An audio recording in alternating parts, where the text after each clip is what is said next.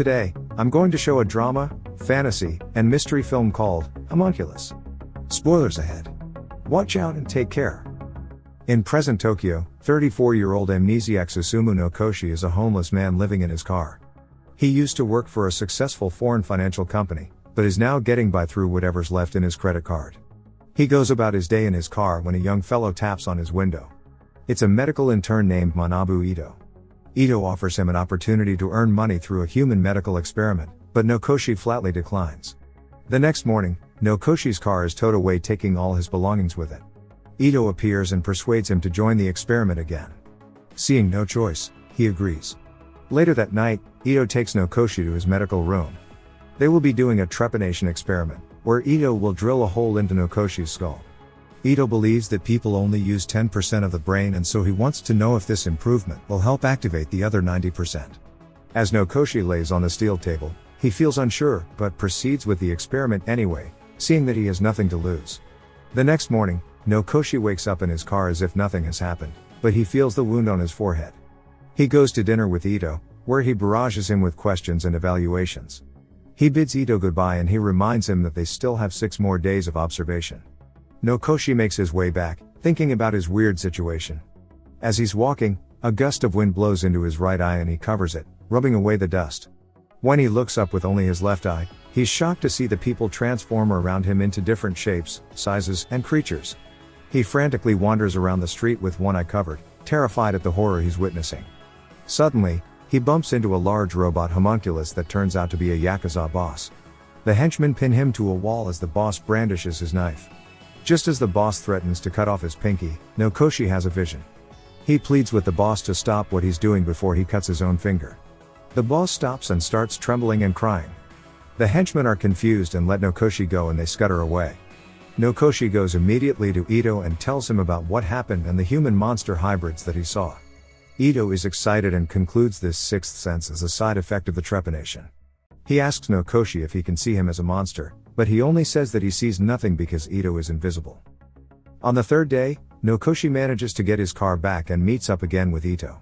Ito calls the monsters homunculus, and concludes that the homunculus is how people see themselves.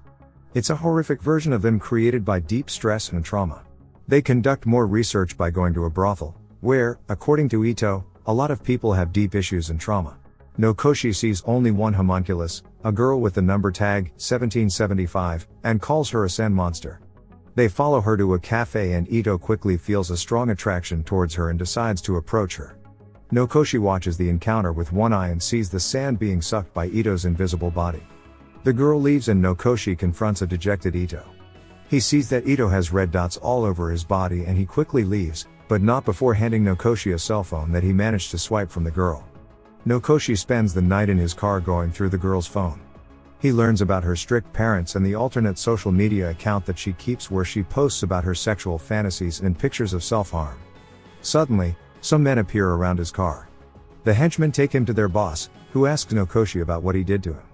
The boss doesn't like to feel vulnerable, so he drags Nokoshi up by the collar, threatening him with a knife.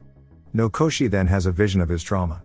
It turns out that the boss accidentally cut off his friend's pinky finger with a sickle while they were arguing over a toy. He ran away and didn't apologize to his friend, and this memory haunted him for the rest of his life. The boss breaks down as he recalls the memory and his robot homunculus starts breaking apart, revealing a fragile little boy inside. The robot returns to its miniature size and the boss, as his child self, bows down to the floor, crying and apologizing to his friend. He thanks Nokoshi, quits the Yakuza and breaks off his own pinky. Later that night, the phone starts ringing. He meets up with the girl at his car. She asks for her phone and begins taunting him. He looks at her with one eye and sees the sand monster, but as he looks closely, it isn't sand at all, but rather millions of text symbols. He soon learns that the girl is traumatized by her strict parents and uses sex to rebel, taunting virgins like Ito into giving in.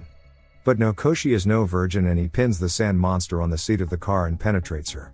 The sand-like material starts disappearing, revealing the cuts that the girl made on her body.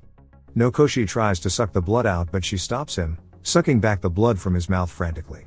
The sand completely disappears and the girl returns to her normal, non-monster state. The next morning, Nokoshi is shocked to see that he has absorbed the other's traumas. His hand has now turned robotic and his leg is composed of sand. He runs to the hospital where Ito interns and is asked to wait in line. He then sees a faceless woman. He falls back, shocked at her face, but at the same time, he can't help but feel like he's seen her before. Ito arrives and takes him to his examination room. He tells Nokoshi about a woman who absorbed the homunculi too and then killed herself. Nokoshi doesn't want to die seeing these monsters, so he threatens Ito to close the hole in his forehead. Ito agrees on one condition, that he tells him what his homunculus is.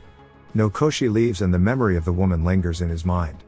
He rummages through his car and finds a business card signed by one named Nanako. The memory comes rushing back to him and he remembers her from an encounter at a bar. He remembers loving her, moving in together, and just being with her. With his newfound memory, Nokoshi traces Nanako back at the hospital. He approaches her and it turns out that she has amnesia too and doesn't remember him. To help her remember, he takes her to their old apartment. Together they reminisce through their old stuff as Nokoshi fills in the empty spaces in her memory. Nanako breaks down for a moment, but Nokoshi reassures her with a kiss. Later that night, the two make love, signaling their reunion. Unbeknownst to Nokoshi, Ito has been calling him all day. On the sixth day, Nokoshi wakes up with Nanako in his arms and his own homunculus gone. As he hugs her, he notices the same wound on her forehead, revealing that she had also undergone the trepanation experiment by Ito.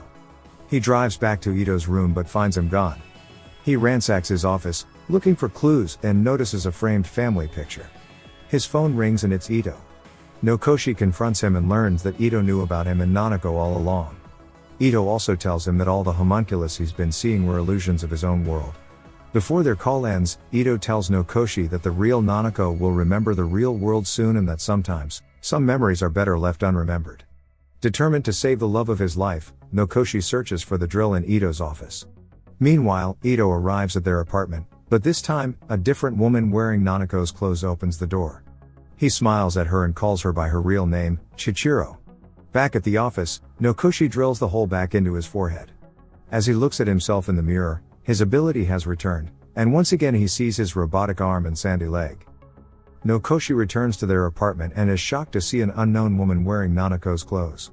As he looks closely at her with one eye, the woman's face alternates between the stranger and the woman he loves. He begs her to tell her who she is and she admits to killing the real Nanako. As he touches her, he's sucked into another vision. Chichiro is driving with her boyfriend at night and after an argument, she tries to get out of the car. He stops her and in turn doesn't see Nanako running into the road. Chichiro is thrown out of the car as her boyfriend hits Nanako and Nokoshi. Chichiro watches in horror as her boyfriend dies instantly and sees the dead body of Nanako. In turn, Nokoshi remembers his own memories of that night. They had an argument and he soon learns that she had a miscarriage. She runs outside and he pursues her, but it's too late. They run straight into Chichiro and her boyfriend's car. Chichiro apologizes and tells him her real name before she collapses. After tucking her in bed, Nokoshi faces Ito in the living room, giving him patronizing remarks. At this point, Nokoshi feels defeated. Now with Nanako dead, he literally has nothing to live for. As Ito continues to taunt him, Nokoshi finally reveals that his homunculus is water. At first, it seems like Ito's invisible, but when gets nervous, bubbles rise up from inside him. Ito is shocked and faces him, denying his accusations. As Nokoshi looks at him, Ito's water figure resembles his father and a goldfish appears. He grabs Ito by the arm and sees the visions of his real trauma. As a kid, Ito's father kept a pet goldfish and paid more attention to it than his own son. Ito is starved with love and even colors his skin to resemble scales. One day, fed up with his father's inattention, Ito deliberately breaks the fishbowl, leaving the fish to die. Meanwhile, the grown-up Ito trembles and falls to his knees, begging Nokoshi to help him, since he's the only one who can actually see the real him, and that he can finally prove to his father that he's worth paying attention to. Nokoshi tells him that it's no use, the homunculus is gone, and that they should just look at the other person and create their own world. Ito breaks down crying and despite everything he's done, Nokoshi hugs him and comforts him, understanding the pain of not being seen. On the seventh day, Ito drills hole into his own forehead and stitches other eye shut as he looks at the sunrise. Nokoshi gets together with Chichiro and even though he sometimes still sees Nanako, the homunculus is now gone. Subscribe to watch more videos like this. Turn on notifications. And leave a like, it really helps the channel out. Thank you for watching.